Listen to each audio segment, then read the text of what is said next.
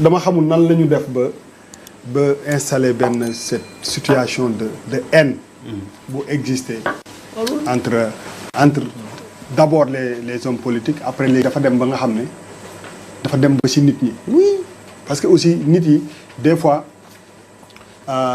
situation yi am entre hommes politiques yi dafay wàcc ba ci ñi nga xam ne ay sympathisants lañu ak ay militants nous tous ñun ñëpp ay Sénégalais lañu. carrément constaté nañu que quand même y a une vraie tension au Sénégal. dafa dem ba nga xam ne au-delà de la politique il y a beaucoup de choses qui ont changé ah. on a quand même une population très très jeune. te xale ni ñuy wax rek lu muy gis rek. moom lay roy. donc nan la ñu def ba nga xam ne les politiciens nekkatuñu ay de vrais gentlemen. parce que pour man loolu dafa am quoi dañu dem ba finalement amul du ñu ay gentleman quoi. gentleman mooy que nga séq ak sa morom dara ngeen koy jongante. gañe nga xam ne gañe nga ko nga respecté kële mais kële tam bu ko gañe mu xam ne mais ils sont parvenus à dindi loolu yëpp teg fële finalement on a plus de repères. nit bu dee dafa ne dafay manifester. nga jox ko autorisation. manifester ba pare tojul rayul yàqul bu la ko laajaa jox ko. bu dee dafa organiser manifestation rey fa ay kii saaga dóor fa ay policiers. yàq fa ay nit jël fa ay yëfu jàmbur nga ne kii du ma la ko joxaat. parce que am na nu muy demee aussi responsabilité état mooy fexe ba nga xam ne ñu stabiliser vraiment quand même dëkk bi quoi te dëkk bi soxla nañ ko situation yi nit yi di dund dafa metti te li ma la wax dëgg la c'est nit ñi seen quotidien suñu yeewoo suba seen ay priorité vraiment nga bëgg leen ci yokkal ay te ni ñuy surtout Dakar ñun ñi fay dund ñëpp. mais boo bëggee déplacé wu ñaata temps ngay def pour dem boo bëggee jógee Guédiawaye dem ville. tu fais des heures et des heures nit dañu sonn les gens sont stressés taw baa ngi ñëw tabaski baa ngi ñu yeewu suba chaque jour mais nan la ñu def ba egg ci situation boo xam ne y a une haine. fu mu nekk ni au-delà de la politique haine boobu léegi même ci biir en fait yenn pàccu réew mi. ñi ngi commencé vraiment di leen def nii parce que coïncidence mënul am par exemple benn manifestation am nga jékki-jékki ne jàpp nañu ay rebelle xam nga boo ko defee rek ça renvoie à quelque chose. oui bu ñu waxantee dëgg rek te yàlla tax. c'est pas bien. ça renvoie à quelque chose. donc pour man en terme responsable boo fekkee ne da nga nar a wax benn affaire mu def ci xelu nit ñi dara mieux vaut te boo dee état mieux vaut nga gérer ko ci suuf bañ ko wax ci sax bu dee am na. mais Bouba est-ce que du parce que tamit daaw bi mu fi amee dañ ko noppiwaale ba affaire yi am moo tax bii yoon biñ ne am na. mais am na non daaw bi le ministre de l'intérieur avait parlé de forces occultes. waaw mais ñi xamoon ñëpp xamoon nañ lan la doon. waaw mais non mais der dama ne. xam nga perception wu. waa réew. dafa am solo tu sais bu ñu nekkee benn zone boo xam ne conflit dafa yàgg. am na waaw mais bàyyi dama ne bu ñu nekkee ci benn dëkk mu am benn zone bu sensible ci benn période dafay naxasal xelu nit ñi. donc pour man en état responsable war nañu mun a gérer bu dee benn nit lañ jàpp. bu dee benn nit lañ jàpp jarut a wax.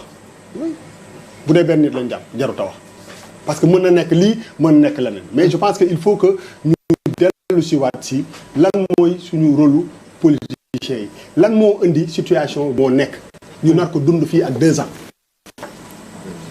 lan moo ko indi lan ku nekk lan lay interprétation wu suñu ay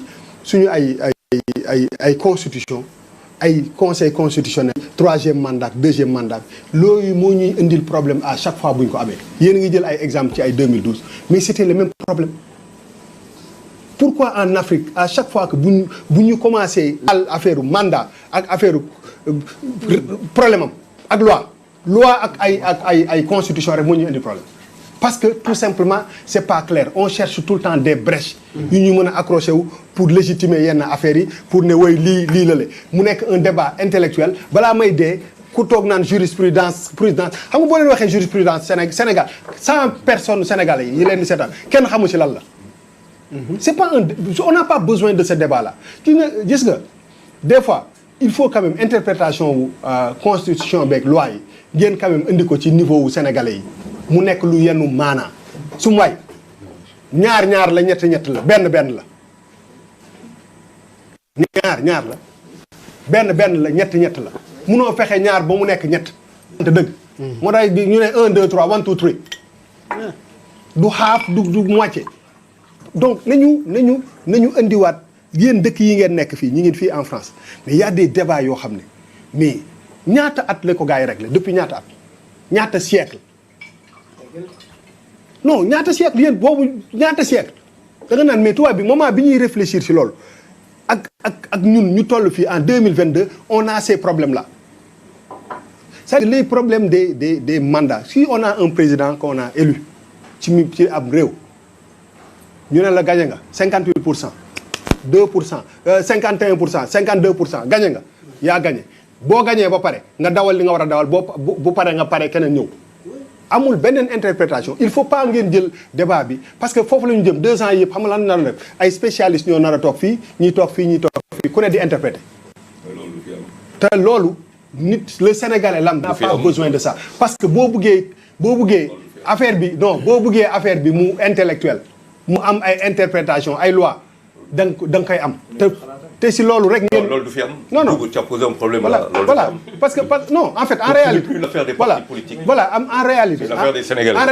en réalité loolu dootu fi am loolu du fi am. en réalité may leen ko bu daaneel comme ça ñu non moom la en réalité waaw Non, oui, mais je comprendrai pourquoi, effectivement, tout cela est en train de se passer, parce que vous justifiez justement qu'on en arrive...